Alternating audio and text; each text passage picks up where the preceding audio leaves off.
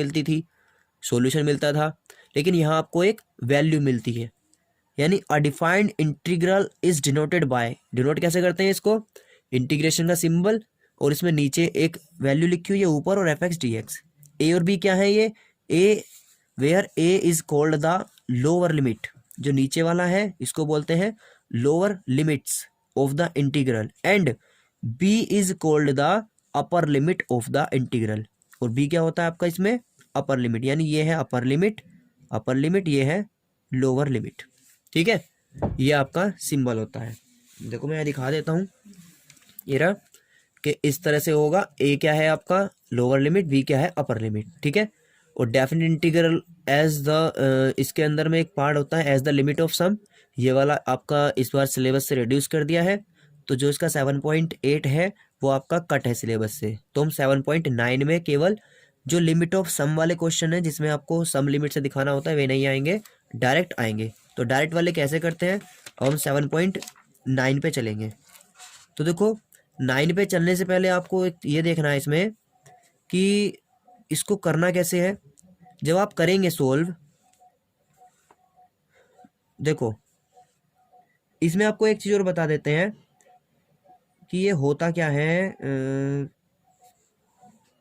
देखो आप क्या करेंगे, इसमें आपको A to B F X D X दिया होगा, आप इसको इंटीग्रेट करेंगे, इंटीग्रेट करने पर आपका एफ एक्स मिलेगा। देखो हमने कैपिटल एफ एक्स लिखा है, तो आपको स्टार्टिंग में बताया था कि इंटीग्रेशन है क्या, रिवर्स प्रोसेस ऑफ डिफरेंशिएशन। ठीक है, आप इसको ऐसे समझिए, सपोज कीजिए आपको एक एरिया गिवन था, ठीक, यानी A X is equal to कोई एरिया है F X D X A to X closed है, ये कहाँ से कहाँ तक, ए से लेके एक्स तक का, ये ए एक्स जो है इतना एरिया, ये जो क्लोज्ड एरिया है, वाई बराबर एफ एक्स कोई फंक्शन है, इस फंक्शन का जो एरिया यहाँ से यहाँ तक का लिया हुआ है हमने, ये है ये। ठीक है, एफ एक्स ग्रेटर देन 0 है। ठीक है, और x कहाँ बिलोंग कर रहा है, ए टू बी, यानी यहाँ तक में है, लेकिन हमने एरिया इतना लिया हुआ है। ठीक, तो देखो इन्होंने क्या कहा आपका इस थ्योरम में, जो first fundamental theorem of integral calculus होती है कि F be the continuous function on the close interval A B and let A X be the area function, then अब आप उस एरिया फंक्शन का क्या कर रहे हो, डिफरेंशिएशन कर रहे हो। ठीक है, तो आपको क्या मिल रहा है, एफ एक्स मिल रहा है, X belongs to A B, क्योंकि हमारा इंटीग्रेशन डिफरेंशिएशन है क्या, ये एरिया तो फाइंड करता है। ठीक है, तो हमारा ये ए जो हमारा, जब हम इसको मतलब अब क्या कर रहे हैं, इसका हमने डिफरेंशिएशन किया। ठीक है, तो इनका डिफरेंशिएशन जो होगा वो क्या आएगा, वो एफ एक्स ही आ जाएगा, क्योंकि हम किसी फंक्शन का इंटीग्रेशन डिफरेंशिएशन जब एक साथ करते हैं तो फंक्शन ही आ जाता है। इसलिए हमने क्या दिखाया कि A D X is equal to क्या हो जाएगा, क्योंकि डी डी एक्स किया मैंने इसका और डी एक्स भी हो रहा है, इंटीग्रेशन भी हो रहा है, तो एफ एक्स ही आ जाएगा फंक्शन निकल के, यानी आपको वो फंक्शन पता चल जाएगा जिसका वो एरिया है। ठीक है, तो इसमें करना कुछ नहीं है, सबसे पहले आपको इंटीग्रेशन करना है, जो फंक्शन आएगा उसमें अपर वैल्यू को फिल करना है, F B minus F A, ये यूनिक वैल्यू मिल जाएगा। कांस्टेंट सी इसमें लेने की हमें रिक्वायरमेंट नहीं होती, क्यों, एक बार बी के साथ लेते हैं, एक बार सी के साथ, ए के साथ लेते हैं, तो जब सेपरेट करते हैं तो वो कट जाता है, कैंसिल आउट हो जाता है, तो इसलिए वो नहीं लेते हैं। ठीक है, तो इसको हम क्या करते हैं, एंटी डेरिवेटिव फाइंड करते हैं और उसके बाद में वैल्यू सब्स्टिट्यूट कर लेते हैं। ठीक है, देखो तो इसमें क्या होगा, 7.9 में देखो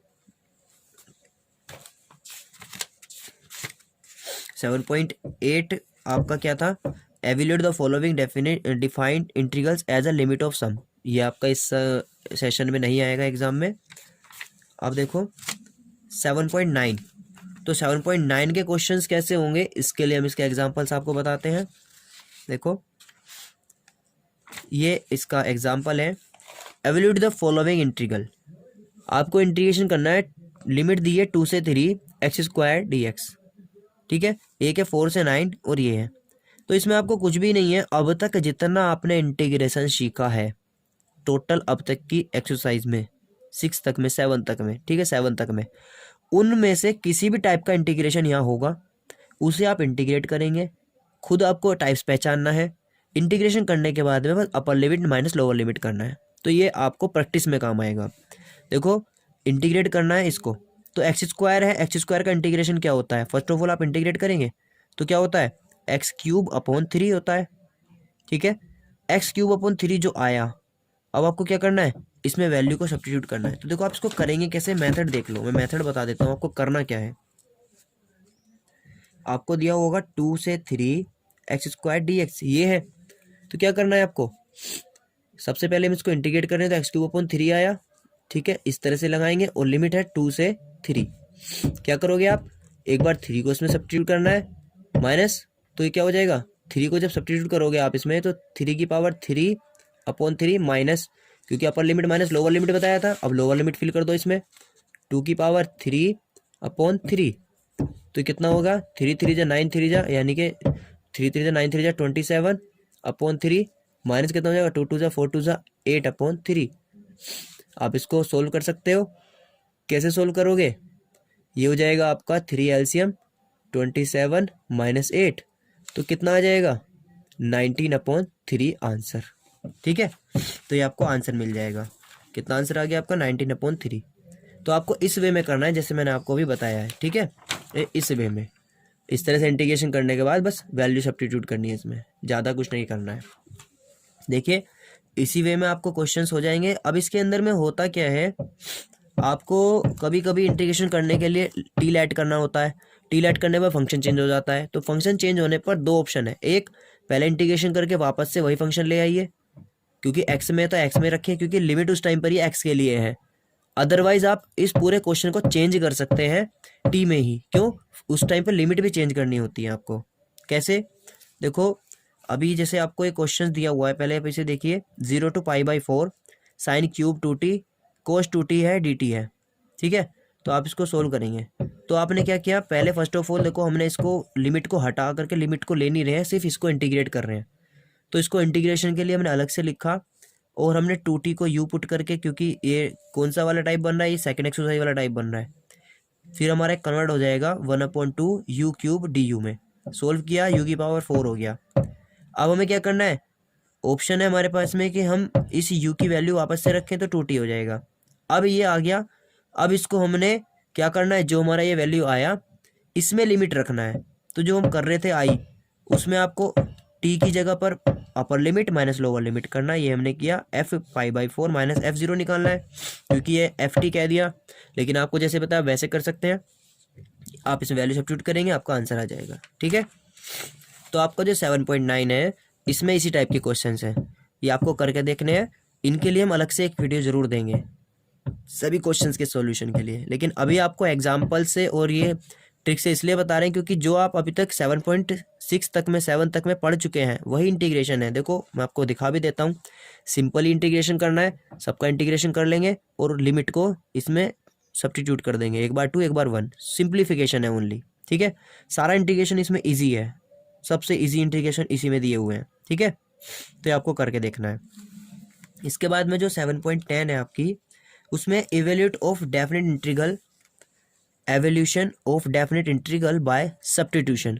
तो जो मैं अभी आपको एक बात बता रहा था कि इसमें हम लिमिट को भी चेंज कर लेंगे क्वेश्चन को इंटीग्रेट करते टाइम पर, क्योंकि जो एग्जाम में क्वेश्चन आएगा उसमें ये नहीं होता दिया हुआ कि आपको जो इंटीग्रेशन करना है वो किस मेथड से करना है, वो आपको खुद देखना है किस मेथड से करेंगे आप, ठीक है। तो इंटीग्रेशन हो नहीं पा रहा है, इजी नहीं हो रहा है, तो हम उसको चेंज करते हैं। जब चेंज करते हैं इंटीग्रेशन में टी ऐड करके, तो हम उस टाइम पे सारी लिमिट को भी चेंज कर लेते हैं। लिमिट चेंज करने के बाद में क्या होता है, हमारा क्वेश्चन इजी हो जाता है। तो इसमें आपको 7.10 में ऐसा मिलेगा। देखो जैसे क्वेश्चन है -1 to 1 5 x की पावर 4 x की पावर 5 + 1। अब इसकी लिमिट को छोड़ दो, आप इसको देखो इंटीग्रेशन करना है, तो x की पावर 5 + 1 को टी ऐड कर लेंगे। सिंपल इंटीग्रेशन कर रहे हैं अभी हम, टी ऐड किया तो डी टी बराबर 5x की पावर 4 dx हुआ, तो 5x की पावर 4 dx, 5x की पावर 4 और ये dx, इसकी जगह तो dt हो जाएगा। तो आपका किस में कन्वर्ट हो गया, अंडर रूट के अंदर t रह गया और इसकी जगह dt हो गया, ठीक है।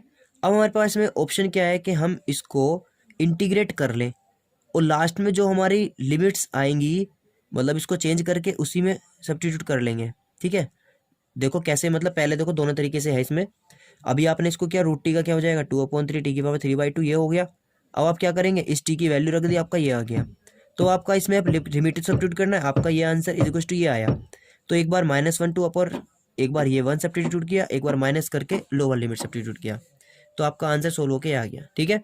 एक तो तरीका ये है जो भी हमने 7.9 में सीखा। सेकंड ऑप्शन क्या है, अल्टरनेट हमारे पास जो भी इसमें कह रहा है कि सब्स्टिट्यूशन मेथड। तो जब आपने इसको लेट किया था, तो देखो आपने टी लेट किया x² पर +5 प्लस इसको, तो आपका जो यहाँ से निकल के आया डी टी वो आया ये, तो अब आपको ये तो कन्वर्ट हो जाएगा, लेकिन हम बात करते हैं लिमिट भी चेंज कर लें तो पूरा क्वेश्चन ही चेंज हो जाएगा। तो ये -1 to 1 है, तो आपका देखो जब आपका x बराबर -1 है, ये x की वैल्यू है -1, उस टाइम पर t कितना होगा, तो क्या करो x की वैल्यू जो आपका ये है इसमें 0 पुट कर दो, तो 0 पुट करने पर क्या हो जाएगा, x की वैल्यू -1, तो -1 की 5 करोगे तो -1 ही आएगा, और -1 और +1 क्या हो जाएगा सोल्व होके 0। मतलब आप क्या कर रहे हो इसमें, आपको गिवन है t is equal to x⁵ +1। अब आप यहाँ पे लिमिट चेंज करने के लिए लिख रहे हैं let x is equal to जो आपका -1 है, तो आपका t कितना हो जाएगा -1⁵ +1, तो कितना आएगा -1 +1, ये हो गया 0, तो x कितना आ गया आपका 0। और वहन x इज इक्वल टू +1 है, तो t कितना आएगा 1⁵ +1 यानी 1 + 1 यानी 2। तो आपका लिमिट चेंज हो गया, t की वैल्यू निकल गई कि x -1 थी तो ये 0 हो गया t, और जब आपका x 1 था तो t आ गया 2, तो यानी लिमिट चेंज हो गई 0 से 2, और क्वेश्चन आ गया √t dt। अब आपको अगेन वापस से t की वैल्यू वापस से रखने की ज़रूरत नहीं है, ठीक है। यही क्वेश्चन में इसमें क्या होता है हमारा इजी हो जाता है, t की वैल्यू रखी, अब आपको इसी t में, क्योंकि ये जो लिमिट्स है ये भी t की ही है, तो आप इसी में upper limit minus lower limit कर लीजिए, t की जगह 2 रख दीजिए और t की जगह 0, सोल्व करेंगे तो आंसर आपका वही आएगा, ठीक है। तो इस एक्सरसाइज में क्या है, आपको सब्स्टिट्यूशन मेथड से पहले क्वेश्चन को इंटीग्रेट करके टी में कन्वर्ट करना है, उसके बाद लिमिट भी चेंज करनी है साथ में, और तब आप इसको सोल्व करेंगे। तो इस एक्सरसाइज में आपको इस टाइप के क्वेश्चन मिलने वाले हैं, ठीक है। अब देखिए जो लास्ट एक्सरसाइज है इसकी 7.11, उसमें आपको कुछ बेसिक टर्म्स दिए हुए हैं, और उनका बेसिक कैसे होगा उसके लिए आपको यहाँ पे कुछ फॉर्मूलेज दिए हुए हैं। देखो मैं आपको दिखा देता हूँ ये कौन से फॉर्मूलेज हैं और इसमें कौन से इंपॉर्टेंट है। देखो आपको इसमें इस टाइप के मिलेंगे, ये some properties of definite integral है, ये डेफिनिट इंटीग्रल के लिए ही यूज होती है कि जो हम इंटीग्रेशन कर रहे हैं जब वो हमारा बहुत हार्ड बन रहा है, हमारा बिग बनता जा रहा है, तो उस टाइम पर हम क्या करते हैं कुछ प्रॉपर्टीज यूज कर लेते हैं जिससे वो सिंप्लीफाई इजी हो जाता है। तो देखो प्रॉपर्टी क्या कहती है, फर्स्ट प्रॉपर्टी है आपकी ये पी मतलब प्रॉपर्टी 0 1 2 3, प्रॉपर्टी हमारे पास में 7 है ये। तो हम देखो इनको कैसे लगाएंगे, कौन सी इंपॉर्टेंट है, बहुत ईजी है। अगर आपके पास में कोई इंटीग्रेशन है a to b f(x) dx, ठीक है, तो पूरा का पूरा फंक्शन वो x की जगह आप किसी भी फंक्शन में कन्वर्ट कर सकते हैं, t में f में, यानी x की जगह t लिख सकते हैं, कोई भी अपने अकॉर्डिंग सुइटेबल कोई भी वेरिएबल लिख सकते हैं, चेंज कर सकते हैं, ठीक है, लेकिन लिमिट वही रहनी चाहिए, ये केवल डेफिनेट इंटीग्रल के लिए है, ठीक है। एक आपका है यदि a to b f(x) dx आपको क्वेश्चन है, ठीक, और आप लिमिट चेंज करना चाहते हैं यानी अपर को लोअर, लोअर को अपर बनाना चाहते हैं, ठीक है, तो आप क्या कर सकते हैं b to a करते हैं a to b का, तो बाहर माइनस आ जाएगा, ठीक है, फंक्शन वही रहेगा। तो ध्यान रखना अगर आपने लिमिट में कोई चेंज नहीं किया तो आप कोई भी वेरिएबल ले सकते हैं, आपने लिमिट में अपर का लोअर, लोअर का अपर किया तो बाहर माइनस आ जाएगा, ठीक है, ये इन पर्टिकुलर यूज होती है, ठीक है। अब एक मिनट इसमें देखिए, यदि ये दोनों लिमिट सेम होती यानी यहाँ भी a यहाँ भी a, तो हमेशा जब भी किसी फंक्शन में किसी डेफिनेट इंटीग्रल के क्वेश्चन में जब लिमिट a to a या b to b या c to c मतलब सेम होती है तो उसका जो ऑलवेज आंसर होगा वो होगा 0। क्या होगा 0 होगा, यानी a to a b to b c to c particular कोई क्वेश्चन है और उसमें लिमिट सेम है तो आंसर ऑलवेज 0, ठीक है, ये ध्यान रखना। एक क्या है a to b f(x) dx है, आप इसको ब्रेक कर सकते हैं कैसे, जैसे मान लीजिएगा आपको लिमिट्स दी हुई हैं 2 से इंटीग्रेशन ऑफ लिमिट है 2 से 5 f(x) dx, तो आप इसे चेंज कर सकते हैं 2 से 3 f(x) dx प्लस 3 से 5 f(x) dx, मतलब ये फर्स्ट है ये लास्ट है, इसके बीच में आप कितनी भी ला सकते हैं, ठीक है, 2 से 3 3 से 4 4 से 5 ऐसे भी कर सकते हैं। तो ये आपको क्या कह रहा है क्वेश्चन कि a to b f(x) dx है, तो आप उसको a to c f(x) dx plus c to b यानी कि अपर लो लास्ट में या लोअर अपर पहुंचेगी, आप ऐसे ब्रेक कर सकते हैं, ठीक है। ये ज़्यादातर किस में यूज़ होगी, ये वाली प्रॉपर्टी देखो इसको भी हम बता देते हैं, यूज़ होती है ज़्यादातर जब भी आपको मोड वाला क्वेश्चन मिलेगा, ठीक है, यानी मोड टाइप के क्वेश्चन जिन पर मोड लगा होगा वहाँ ज़्यादातर आपका यही यूज़ होगा, ठीक। तो इसको ध्यान रखना, ये मोड वाले क्वेश्चनों में प्रॉपर्टी यूज होती है जब आप लिमिट को ब्रेक करते हैं। इसके बाद में एक आता है आपका a to b f(x) dx और a to b क्या हो जाता है, ये जो भी आपकी लिमिट्स हैं ए और बी दोनों को ऐड करो और फंक्शन में उसमें से इस एक्स को घटा दो।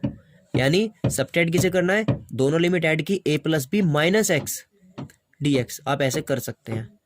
मोस्टली सबसे ज़्यादा यही यूज़ होती है, इंपॉर्टेंट है ये, वेरी वेरी वेरी इंपॉर्टेंट है ये वाली। और ये यूज़ होती है जब भी आपको ट्रिग्नोमेट्रिक फंक्शन दिखाई देंगे कि हम दोनों अपर लोअर लिमिट को ऐड करेंगे, उसमें से इस एक्स को सबट्रैक्ट करेंगे और ये आपका चेंज हो जाएगा। यानी A to B F X D X को आप लिख सकते हैं F X A plus B minus X D X. ठीक है, ट्रिग्नोमेट्रिक फंक्शन में आपकी यूज होगी। अब इसी क्वेश्चन में अगर ए की जगह 0 to a हो, 0 हो नीचे लोअर लिमिट में, अपर लिमिट में कोई लिमिट हो, तो आप सेम इसी को देखो पर्टिकुलर बना लिया कि भाई a प्लस 0 या 0 प्लस a करेंगे, ऐड करेंगे तो a ही रह जाएगा। a माइनस एक्स करेंगे यानी 0 से स्टार्ट हो रहा है इसमें, तो ये a माइनस एक्स नहीं रह जाएगा बस ओनली, क्योंकि a प्लस बी की जगह a ही रह गया, 0 प्लस a और a माइनस एक्स। पर्टिकुलर में आप इसे यूज़ करेंगे, यानी 0 to a F X D x है तो आप 0 to a F A minus X D x लिख सकते हैं। ये इन ट्रिग्नोमेट्री यूज़ होती हैं और जो लिमिट ब्रेक करने वाली है वो मोड वाले क्वेश्चन में होती है। ठीक है, इंपॉर्टेंट आपकी सबसे ज़्यादा यही 3 है। ठीक है, P2 P3 और P4 वाली लिमिट। अब देखिए एक है आपकी ये, इसमें क्या है कि अगर 0 to 2a है और एफ एक्स डी एक्स है तो आप इसको 2a को a और a में ब्रेक कर सकते हैं, 0 to a F X D x plus 0 to a, लेकिन साथ में यहाँ पर 2a में से इसको सब्ट्रैक्ट करेंगे। ठीक है, 0 to a F X D x plus 0 to a F 2a minus X D x, ये भी कर सकते हैं, ये भी एक प्रॉपर्टी है। एक है 0 to 2a F X D x आपको दे रखा है। अब क्या करना है इसको, यही वाली चीज़ है ये, हम इसको ऐसे भी लिख सकते हैं कि मतलब डबल करके 0 to a F X D x, लेकिन इसके लिए कंडीशन है। ये आप ऐसा तब लिख पाएंगे जो ये वाला केस था ऊपर जो बनाया था हमने, इसी का ये पर्टिकुलर बनाया गया है, यानी इसी को पर्टिकुलर वे में कि 2a माइनस एक्स आपका एफ एक्स ही आ जाए सोल्व करके। मान लो ये आपका क्या है भाई, साइन एक्स है, और साइन पाई माइनस एक्स भी क्या होता है, sine pi x minus x भी साइन एक्स ही होता है, तो वापस वहीं आ गए घूम के। यानी ये वाली चीज़ अगर यही आ जाए वापस से, ये भी ज़्यादातर ट्रिग्नोमेट्री में यूज होती हैं चीज़ें, एफ एक्स ही आ जाए तो एफ एक्स यहाँ पर भी एफ एक्स लिखा जाएगा। जब 0 to F x 0 to F x तो 0 to एफ एक्स नहीं हो जाएगा। तो बस क्या ध्यान रखना है कि यदि 2a माइनस एफ एक्स हो जाता है तो ये 2 डबल हो जाएगा। आप इसको मत याद रखो, बस इसे एक से कर लेंगे तब भी आपका क्वेश्चन हो जाएगा। और यदि आपका ये आपका माइनस आ जाता, भाई ये माइनस एफ एक्स होता तो प्लस की जगह माइनस हो जाता, ये कैंसिल आउट हो जाता तो ये 0 आ जाता। तो आप इन दो को याद ना रख के आप इसमें केवल एक को याद रख सकते हैं कि 0 to a F X D x होता है, तो आप उसे क्या कर सकते हैं 0 to a F X D x plus 0 to a F 2a minus x. ठीक है, और अगर एफ 2a माइनस एक्स बराबर आपका एफ एक्स आता है तो आप क्या कर देंगे उसको 0 to a F X D x, और यदि आपका एफ 2a माइनस एक्स आपका माइनस एफ एक्स आता है तो आंसर 0 होगा। ठीक है, एक तो 0 2 पे हो रहा है, एक इस पे आया 0, और एक इसमें है जब particular a to a F X D x होता है। ट्रिग्नोमेट्री में ज़्यादातर यूज होती है 0 to a में, a में से सब्ट्रैक्ट करते हैं, और इसमें लिमिट ब्रेक करने वाली यूज होती है मोड वाले क्वेश्चंस में। ठीक है, इस पे आता है इंपॉर्टेंट से सारी ये प्रॉपर्टी। एक है आपका सबसे ज़्यादा इंपॉर्टेंट यूज होने वाली, ये भी है, मोस्ट ऑफ द क्वेश्चंस में आपको मिल जाएगी। अब है माइनस वाली। अभी तक कहीं भी प्रॉपर्टी जो स्टार्ट थी वो a to b या 0 to a स्टार्ट थी, या 0 to 2a। अब है minus a to plus a, दोनों में minus a to plus a है, minus a to plus a 0 F X D x है, तो देखो एक का आंसर तो 0 है और एक का आपका 0 to a F X D x है ऊपर वाला ही। ये कब है, अगर आपका ये फंक्शन इवन है, ठीक, minus a to plus a F X D x है, और आपका एफ एक्स जो फंक्शन है वो इवन है, तो आपका क्या होगा 0 to a F X D x होगा। और अगर फंक्शन आपका ओड है तो ये 0 आंसर होगा। कैसे चेक होता है इवन और ओड फंक्शन, जैसे आपने x की जगह माइनस एक्स रखा लेकिन सोल्व करने पर तब भी प्लस का ही एफ एक्स आया तो फंक्शन इवन, और आपने x की जगह माइनस एक्स रखा उस सोल्व करने पर आपका माइनस एफ एक्स आ जाए, माइनस आ जाए, तो फंक्शन होगा आपका ओड। ठीक है, तो ये इवन और ओड का कंसेप्ट आपको याद रखना है। तो मोस्ट ऑफ द आपकी ये इंपॉर्टेंट है, और ये ट्रिग्नोमेट्री में यूज़ होने वाली जो बताइए आपको 0 to a और a to b, इनको ऐड करके सेपरेट करने वाली ये इंपॉर्टेंट है, और एक ये इंपॉर्टेंट है सबसे ज़्यादा इसमें। ठीक है, कि जिसमें आप लिमिट ब्रेक करते हैं मोड वाले क्वेश्चंस में। ठीक, चलिए अब हम इसके क्वेश्चंस देख लेते हैं एक बार।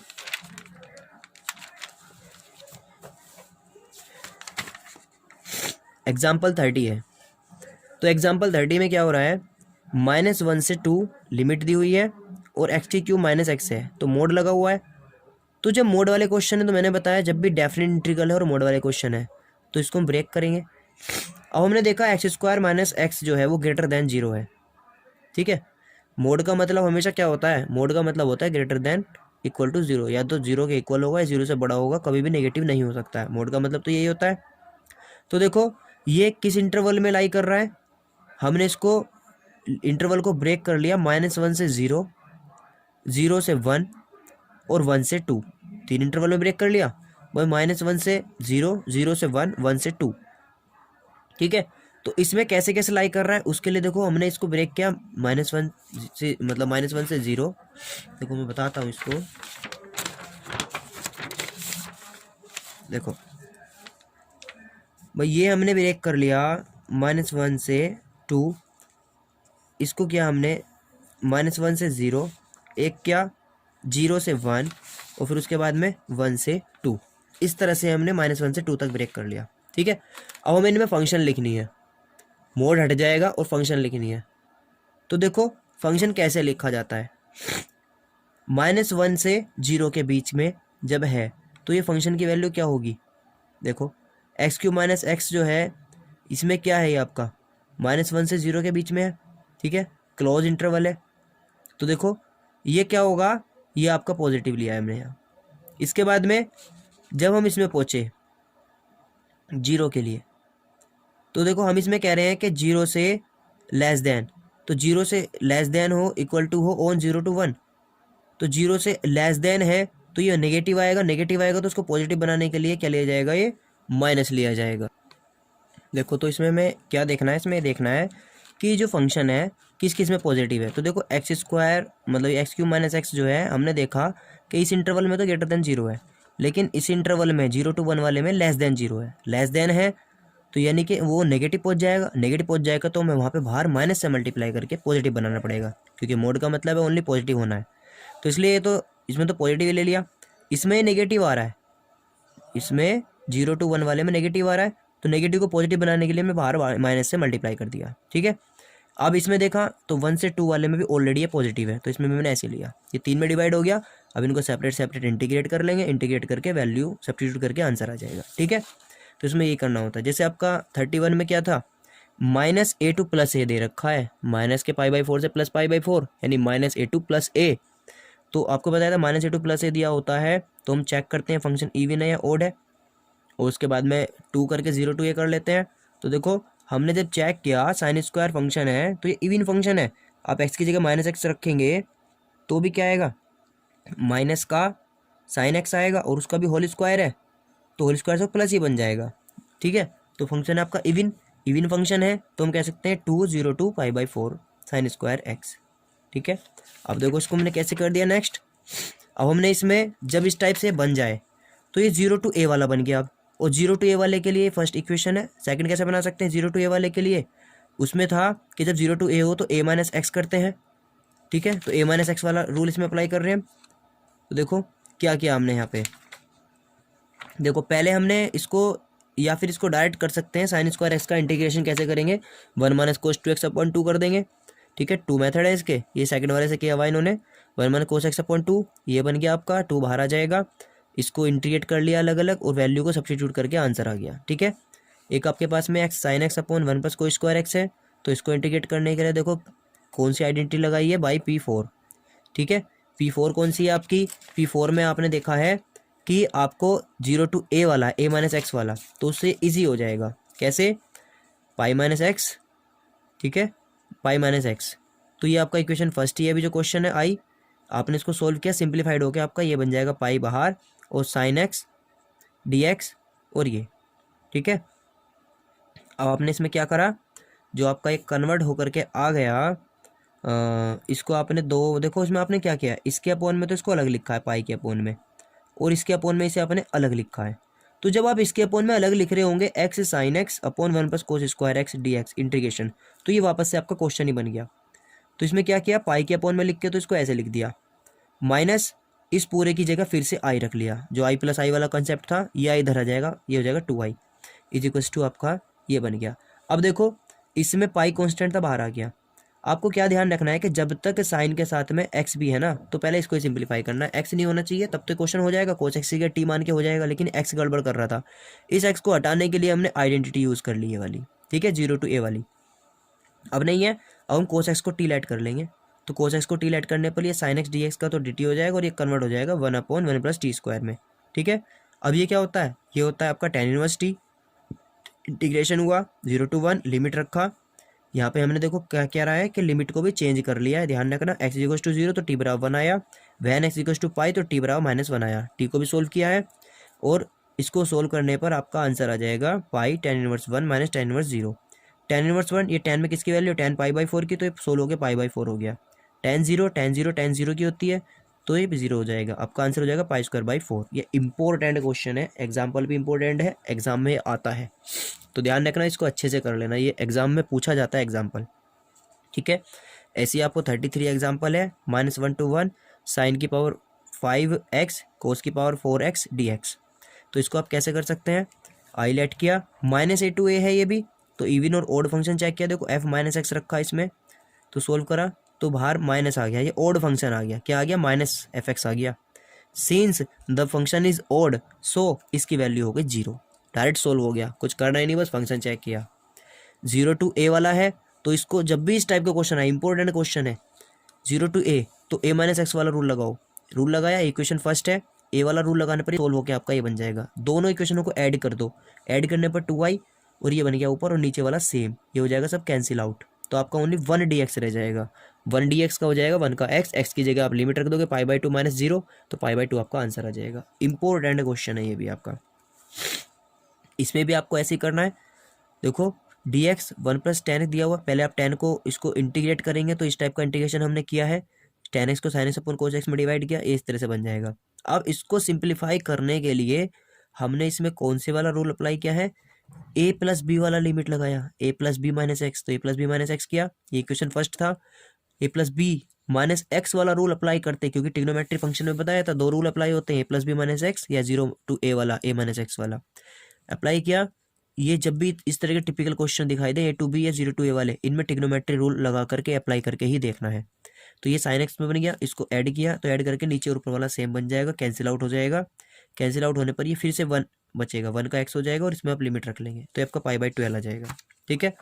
ऐसे ही देखिए 36 है, 0 to a log sin x है, तो इसमें भी क्या करेंगे, 0 to a sin x है ना, तो इसको भी कन्वर्ट किया हमने, कन्वर्ट करके पहले आपने इसको सोल्व किया π - x से, तो log cos x बना।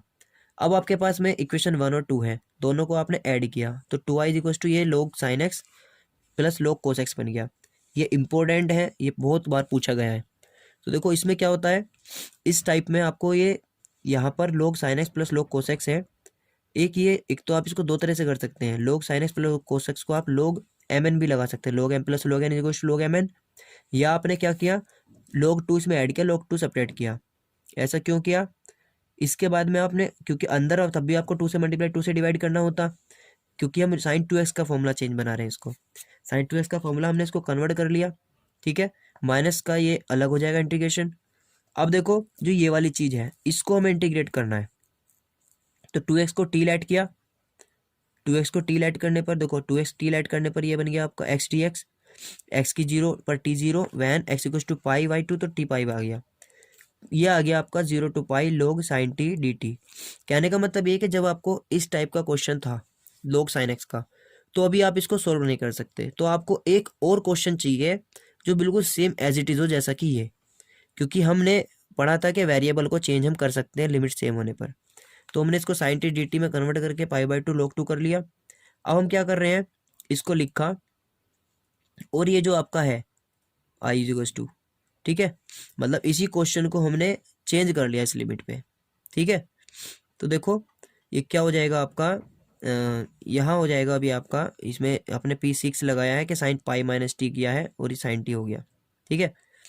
तो अब देखो इस पे लगाने पर ये आपका log sin x dx - π/2 log 2 हो जाएगा, by changing the variable t to x, t से x लिख लिया, ये आपका t चल रहा था ना, तो पहले आपने लिमिट बना ली इस जैसी। अब आपने यहाँ sin x है ना, तो इसको आप x ही लाना चाहते हैं, तो t की जगह आपने x बना दिया, पहले रूल अप्लाई करके लिमिट को सेम बना लिया, ठीक है, वही लिमिट को हाफ कर लिया, क्योंकि हमने हाफ कौन सा वाला रूल लगाया इसमें, ये वाला रूल लगाया हमने इसमें, P6 वाला। P6 क्या था आपका, ये था कि अगर 0 to 2a है तो उसे 0 to a लिख सकते हैं, बाहर 2 लिख सकते हैं यदि फंक्शन आपका f2a माइनस एक्स बराबर fx है।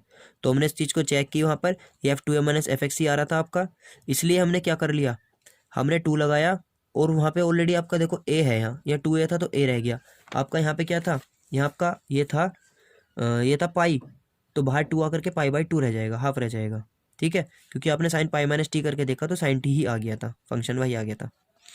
अब इसको टी की जगह एक्स में चेंज किया तो ये दोनों सेम हो गए।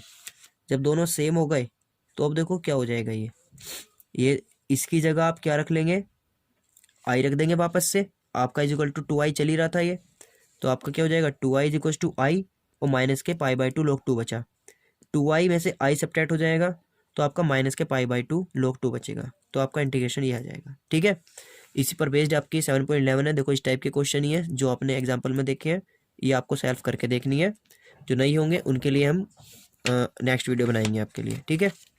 तो आपका ये इंटीग्रेशन मोस्ट इंपॉर्टेंट चैप्टर है, तो इसको आप अच्छे से रिवाइज करो जितना कर सकते हो, क्योंकि इसी पर बेस्ड आपका चैप्टर नंबर 8 चैप्टर नंबर 9 दोनों है, और एग्जाम में लगभग 40 मार्क्स तक का इन 3 चैप्टरों में से आपको मिल जाता है, ठीक है। तो अच्छे से प्रैक्टिस करना, इनको देखना, एक्सरसाइज जो ना हो उसके लिए कमेंट करना।